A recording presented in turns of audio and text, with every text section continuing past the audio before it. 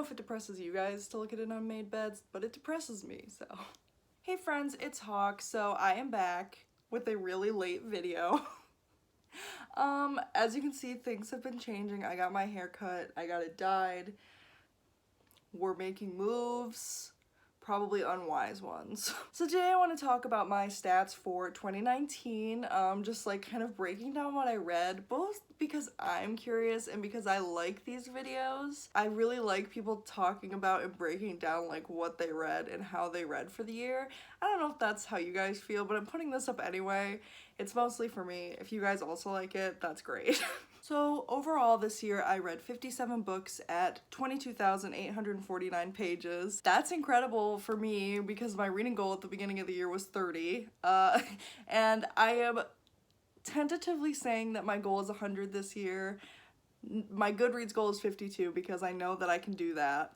I've already read 6 books this month, so I'm crushing it. But I don't want to, you know, overextend myself. I want to enjoy reading and not make it feel like, you know, I have to finish this challenge.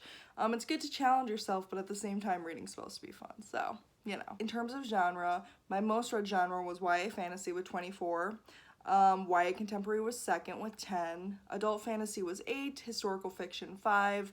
Adult fiction 4, adult sci-fi 3, adult romance 1, and religious spiritual nonfiction 1. The longest book that I read this year was the 870-paged Order of the Phoenix.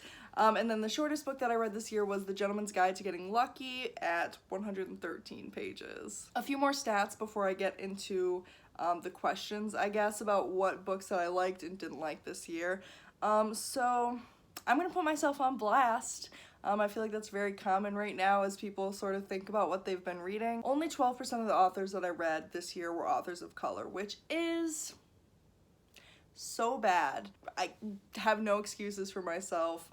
I was just reading what was popular, and as it turns out, who would have thought, most of the popular books are written by white people. So this year, I'm really gonna try to diversify my reading. This is obviously something that I need to work on in the new year. I do have books written by people of color that I just need to get into, and it's hard because I feel like I read a lot of fantasy, and then people of color writing fantasy is sort of like an exception rather than the rule. I just was reading what was popular because it was what I'd missed. I wasn't really reading that much before this year, so I'm gonna try to read a lot more diversely in terms of people of color, because I read pretty diversely in terms of queer characters and authors. Speaking of diversity, I read 79% female authors this year.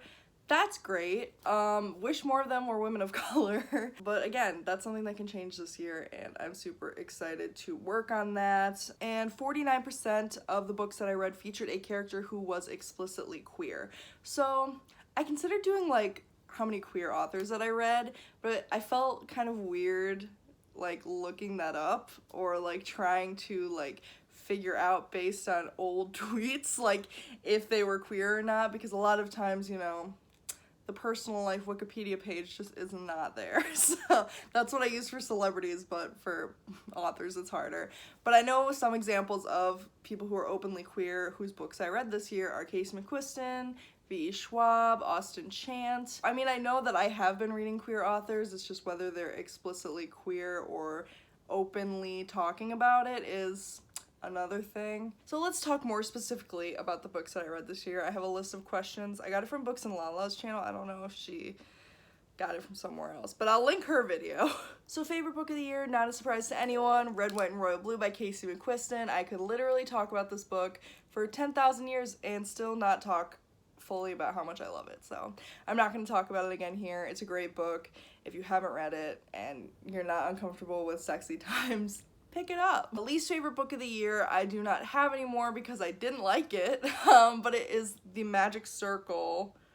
I forgot who it was by. The Magic Circle by Jenny Davison. I went on a bit of a rant in the wrap-up that I did about it, but it was just a really pretentious book coming from someone who loves The Secret History. It was pretentious and she really wanted you to know that she went to an Ivy League school, the author did, and it just made no sense, and it was garbage. And I felt, it was so short, and I felt like I wasted so much of my time reading it. It felt like it took me 6 days to read when it took me like an afternoon. It was awful. Don't recommend it. Thank you. The next question is, what was the most overhyped book this year? And I think it was Wayward Son by Rainbow Rowell. And I think it did it a disservice, honestly. I think people expected it to be, myself included, expected it to be something that it wasn't, and it ended up just disappointing people. I am gonna give this a reread at some point. Garen from Goblet of Fiction was kind of talking about it and talking about how much he loved it. And it kind of made me want to give it a second chance. So yeah, I will give this one a second chance, but it disappointed me, and I thought it was way overhyped before its release. Afterwards, it got kind of mixed reviews, but before its release, everyone was losing their damn minds. So, and I think it did a disservice, so yeah. Sorry. The next question is, what was the most unexpected book you loved this year? And shockingly, it's Daisy Jones and the Six. I know everybody and their mother loves this book, literally everyone and their mother, because it's in Reese's book club or whatever the fuck. But I don't really like historical fiction in general. I don't really enjoy it at all. I listened to the audiobook, and I think that if I hadn't listened to the audiobook, I would have liked this significantly less. But yeah, I just thought it was an amazing portrayal of rock and roll in the 60s and 70s. I just, yeah, it was really good. I don't know. The relationships were great. The relationships between the women were great. Can't say enough good things about it. It does deserve the hype.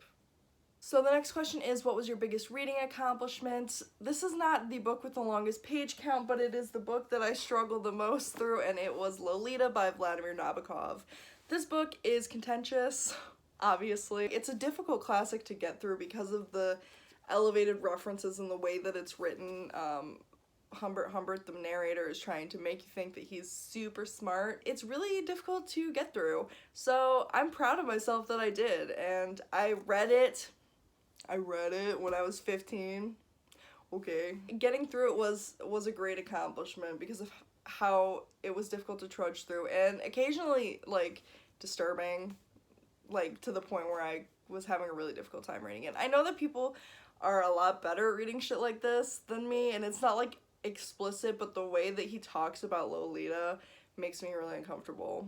I don't know. That's probably why I don't read thrillers. Oh, my favorite new characters of the year. So, I have so many, and it's really, like, it was singular. It was favorite character of the year, but I'm just gonna go with all the characters that I love because I am. First and foremost, Alexander Claremont Diaz, probably my favorite character of the year. If I'm gonna have to pick, but I have to also talk about the other characters that I love. Alex, Basilton, and Rye for male characters.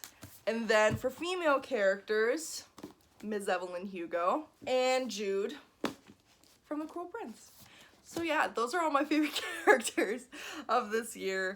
I have too many, but I get really attached to characters, so you can't hold me back. The next question is, a book that made you cry. I no longer own it because it once was enough, but A Monster Calls by Patrick Ness.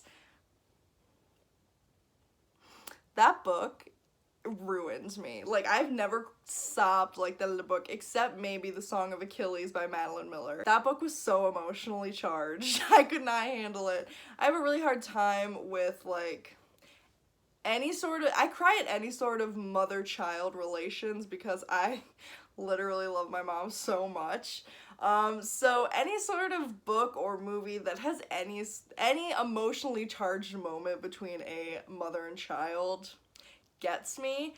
And this book was pretty much only about that in the saddest way possible. So if you've read it, you know what I'm talking about. The next question is a book that made you laugh. And for me, I know I'm gonna talk about it until I'm dead. Red, White, and Royal Blue was a really funny book. It made me laugh out loud in a lot of parts, and that doesn't always happen to me when I'm reading, so yeah. Like I said, I'll stop talking about this book when I'm dead.